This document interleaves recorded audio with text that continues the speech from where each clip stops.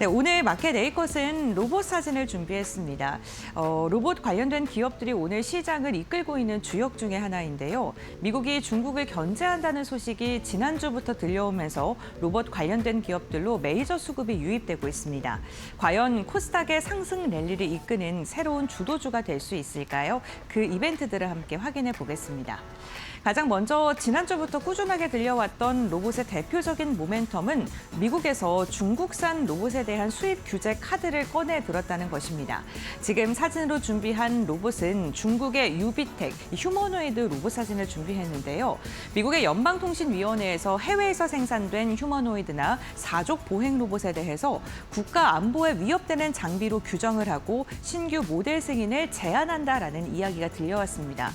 미국에서 이렇게 규제안을 꺼내든 것은 국가 안보 그리고 로봇 휴머노이드 로봇 같은 경우는 공장이나 군사시설에서 움직임을 가져가고 데이터를 수집할 수 있기 때문에 데이터가 유출될 수도 있고 원격으로 해킹을 해서 공장이나 군사시설을 공격할 가능성이 있기 때문인데요. 사실 해외 생산이라고 이렇게 명시를 해놓긴 했습니다만 로이터 통신과 그리고 외신들에서는 사실상 중국 업체를 겨냥한 것이다라고 이야기가 나오고 있습니다. 특히나 중국의 대표적인 로봇 기업이 이번 달에 상장을 앞두고 있는 만큼 이러한 모멘텀까지 함께 엮이면서 오늘 로봇 관련된 기업들의 주가가 강세를 보이고 있습니다. 국내에서도 삼성전자가 로봇을 향해서 지속적인 투자와 여러 가지 방안들을 꺼내들고 있죠. 이렇게 로봇 산업에 올인을 하는 이유는 DX 사업의 사업 둔화가 가장 큰 영향을 미친 것으로 분석이 되고 있습니다. DX 부분, 그러니까 모바일과 생활 가전 부분의 실적이 2분기에 8천억 원 적자를 기록한 것으로 확인되고 있는데요. 1년 전에 흑자를 기록했던 것과 비교했을 때 영업이익의 급감이 굉장히 눈에 띕니다. 특히나 상반기 매출은 100조 원을 넘어서면서 더 증가한 반면에 영업이익은 무려 72%가량 감소한 것으로 확인되고 있는데요. MX와 네트워크 부분의 적자가 이렇게 수익성 둔화를 이끈 것으로 확인되고 있는데 특히나 모바일 부분은 출범 이후 첫 적자를 기록했고요. 삼성의 실적을 이끌었던 스마트폰 그리고 생활가전이 이제는 더 이상 실적 성장을 이끌지 못할 것이다라는 우려가 커지면서 차세대 성장 축으로 로봇을 육성할 것이라는 그러한 이야기들이 나오고 있습니다. 실제로 삼성은요, CEO 직속의 RX 사업 추진실을 신설하면서 단순히 TF팀에 불과했던 로봇 관련팀을 사업부급으로 조직을 격상하는 그러한 이야기들도 나오고 있고요. 여기에다가 구미 생산 라인과 데이터 팩토리를 구축하고 B2B 시장을 우선적으로 공략한다라는 이야기까지도 전해지고 있습니다. 이렇게 B2B 시장과 데이터 팩토리를 통해서 지속적으로 AI를 학습하고 데이터를 지속 확보할 것으로 예상되고 있는데요. 그러면서 B2B를 넘어서 B2C로 단계적으로 확대할 것이라는 분석들도 더해집니다. 특히나 이번에 삼성전자가 실적을 발표한 뒤에 컨퍼런스 콜을 통해서 로봇 사업 육성에 대한 의지를 다시 한번 드러내기도 했었는데요.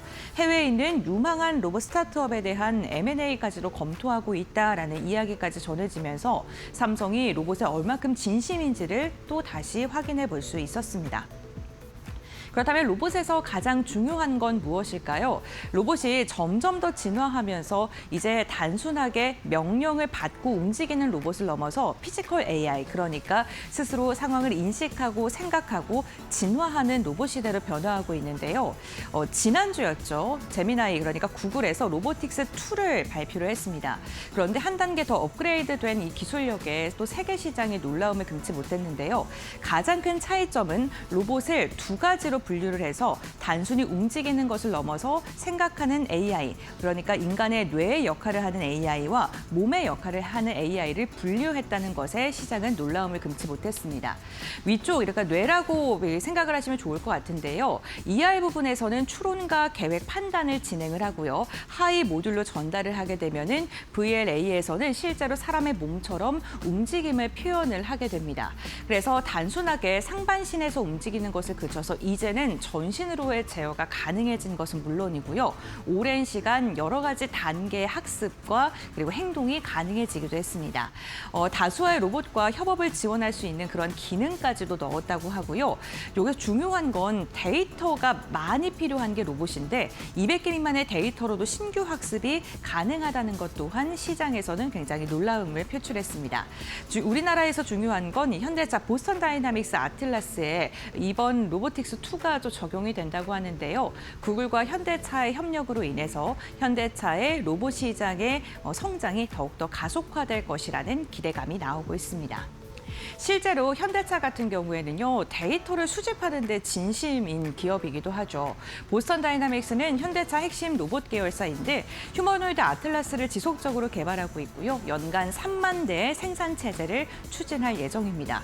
미국의 생산 공장에 투입되는데 이렇게 공장에서 투입이 되고 실제로 업무를 수행하게 된다면 여러 가지 데이터들이 쌓이게 됩니다. 그게 데이터 센터로 넘어가게 되는 건데요. 알맥이라는 데이터 센터를 구축을 합니다. 그래서 이 작업의 데이터를 대량적으로 확보를 해서 구글의 로보틱스2 기반의 AI 학습을 또 적용을 하고요. 이게 로봇의 행동을 조금 더 발전시키는 선순환 역할을 할 것으로 보이는데요.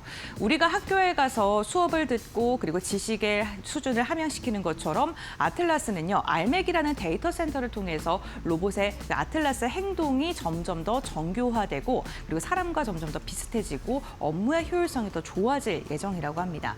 그러니까 데이터가 많으면 많을수록 AI의 성능은 더 좋아질 수밖에 없고요. 다른 휴머노이드의 학습 속도와는 차별화가 일어날 수밖에 없기 때문에 이번에 구글과 현대차의 협력 자체가 현대차 로보틱스의 기술력의 발전과 연동돼서 움직일 수 있다는 점, 이 부분도 함께 참고해 보시면 좋을 것 같습니다.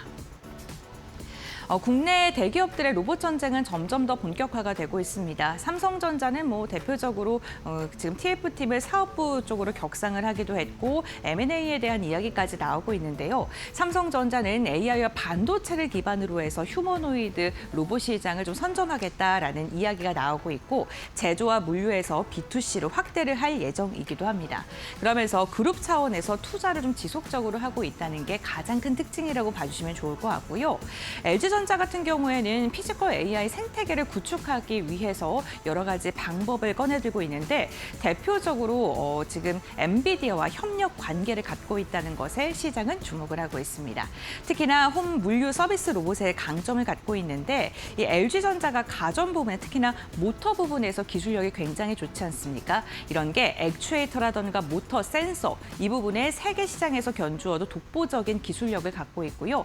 이 부분을 시장에서 주목을 하고 있는 상황입니다. 그러니까 부품적인 부분에서 강점을 갖고 있는 기업이기도 합니다.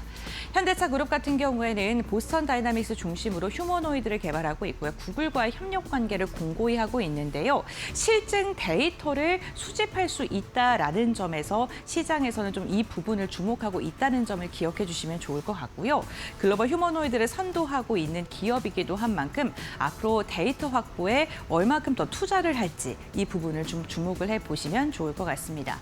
이렇게 국내 대기업들이 로봇 시장에 투자를 하는 건 당연히 로봇 시장의 성장성이 굉장히 기하급수적으로 커질 것이라는 기대감이 있기 때문이겠죠. 골드만삭스 같은 경우에 2025년에 380억 달러에 불과했던 로봇 시장이 30년에는 1,000억 달러를 넘어설 것이고 35년에는 3,800억 달러까지 증가할 것이다라고 내다봤습니다.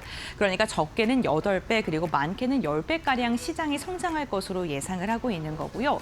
단순하게 로봇 시장이 성장을 한다는 것에 그치는 것이 아니라 그렇게 된다면 데이터 센터도 많이 필요하게 되고 반도체라던가 카메라, 이 로봇에 들어가는 여러 가지의 부품들이 더 많이 필요하게 됩니다. 그렇게 된다면 AI와 관련된 생태계는 앞으로 10배가량 더 커질 수 있을 것이다. 이렇게 단순 계산도 가능하게 되는데요. 국내 단순하게 삼성과 LG전자, 현대차뿐만 아니라 그 밸류체인 하단에 있는 기업들까지 눈여겨보면 좋을 것 같습니다. 대표적으로 삼성에는 레인보우 로보틱스나 SPG가 있을 것 같고요. 현대차 같은 경우에는 HL 만도나 현대차 그룹, LG전자도 LG 이노텍이나 LG전자 등이 있으니까요. 협력을 해서 로봇 산업을 개발하고 있는 기업들까지 앞으로의 성장성을 주목해 보시면 좋겠습니다.